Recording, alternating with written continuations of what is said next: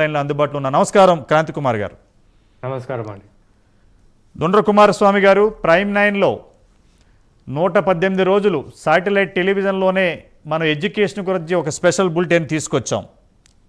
ఇంకొక అడుగు ముందుకేసి ప్రతి మంగళవారం 8 to 8:30 స్పెషల్ బులెటిన్లో ఎడ్యుకేషన్ వ్యవస్థని మొత్తం ప్రక్షాళన ఏమేమి చేయాలి, ఏమేమి చట్టాలు మార్చాలనే సందర్భంలో ఈరోజు టాపిక్ ఏమిటంటే, తెలుగు రాష్ట్రాలలో ఎక్కడ చూసినా ప్రతిరోజు ఎక్కడ దుక్కిన తెలుగు రాష్ట్రాల్లో ఏదో ఒక జిల్లాలో, హైదరాబాద్ సిటీలో, అది విజయవాడలో ఫుడ్ పాయిజన్ అవుతూ ఉంటే చేతులెత్తేసిన అధికారులు తప్ప, మంత్రులు తప్ప, ముఖ్యమంత్రులు తప్ప. ఏమంటారు దీని గురించి? నమస్కారం అండి. నమస్తే. మన పూర్ణచంద్ర సార్ గారికి బడుగు బలహీన వర్గాల హక్కుల కోసం, విద్య కోసం, మానవ హక్కుల కోసం ప్రయత్నం చేస్తున్నందుకు ఆయన ప్రత్యేక ధన్యవాదాలు. అలాగే మా మిత్రుడికి కూడా నమస్కారాలు. అయితే సత్యనారాయణ గారు ముఖ్యంగా ఈ రోజు మంచి అంశం తీసుకున్నారు. ఒకసారి మనం గురుకుల పాఠశాలలో చాలా బాధాకరమైన విషయం ఏంటంటే, మనందరం మన పెద్దలు చెప్పేటోళ్ళు అన్నం పరబ్రహ్మ స్వరూపం అంటే ఆ అన్నమే ఈరోజు పిల్లల ప్రాణాల మీదకి తెస్తుందంటే చాలా బాధాకరం అని తెలియజేస్తా ఉన్నాను. అంతేకాకుండా ఈ గురుకుల పాఠశాలలో ముఖ్యంగా పేదోడికి, బడుగు బలహీన వర్గాలకు అన్నమే ఔషధం. అలాంటిది ఈరోజు విషంగా మారడం అయితే చాలా బాధాకరం తెలియజేస్తున్నాను. మీరు అన్నట్టుగానే ఈ యొక్క విద్యాలయాలలో, ఎస్పెషల్లీ గురుకుల విద్యాలయాలలో, హాస్టల్లో ఫుడ్ పాయిజనింగ్ అనేది అడ్డాలుగా మారుతున్నది. అది అక్షర సత్యం.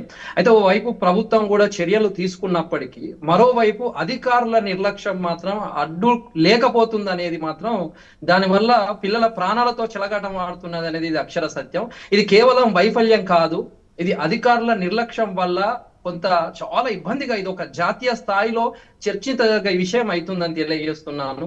ఎందుకంటే వాళ్ళ నిర్లక్ష్యం వల్ల జీవితాలు ప్రమాదాల్లోకి నెట్టివేయడం జరుగుతా ఉంది అనేది నేను తెలియజేస్తున్నాను. ఒకసారి మనం గత కొన్ని రోజులుగా మనం ఒకసారి పరిశీలన చేస్తే, ఈ రోజు విద్యార్థుల ఆరోగ్య హక్కును తీవ్రంగా ఉల్లంఘిస్తున్నారు. ఇది అక్షర సత్యం. రాజ్యాంగంలోని ఆర్టికల్ 21 ప్రకారం ప్రతి పౌరుడికి జీవించే హక్కు ఉంది, దానిని కాల రాస్తా ఉన్నారు.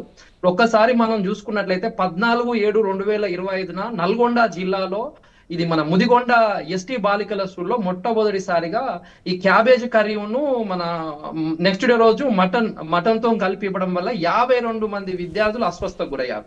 నేను హ్యూమన్ రైట్స్ కమిషన్ లో కంప్లైంట్ ఇచ్చాను.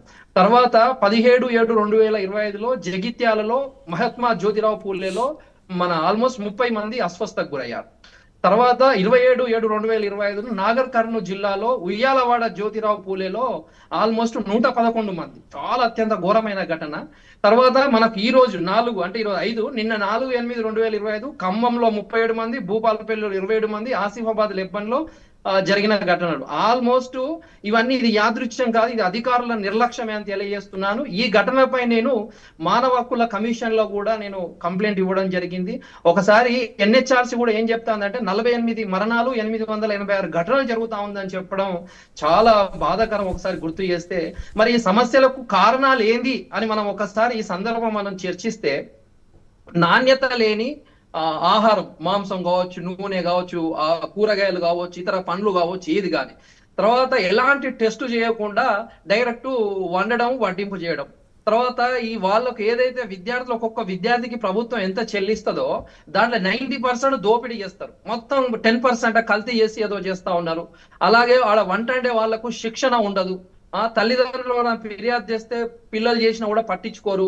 అంతేకాకుండా కిచెన్ కానీ ఏదైనా పరిశుభ్రత ఉండదు, దాన్ని పరిశీలించే అధికారి లేరు, హెల్త్ కమిటీలు లేవు, సెంట్రలైజ్డ్ కుకింగ్ విధానం లేకపోవడం, ఫుడ్ సేఫ్టీ అమలు లేకపోవడం చాలా బాధాకరం.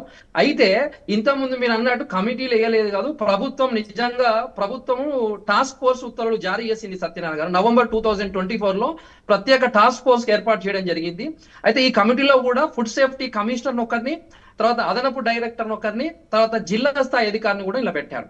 అయితే అన్ని విద్యా సంస్థల్లో ఫుడ్ సేఫ్టీ కమిటీలు కూడా వేశారు. దీనికి ప్రధాన ఉపాధ్యాయుడు ప్లస్ ఒక 2 సిబ్బందులతో కూడు. అయితే నేను ఏమంటున్నా, వంట ప్రారంభానికి ముందు కిచెన్ పర్యవేక్షించాలి ఒకటోది.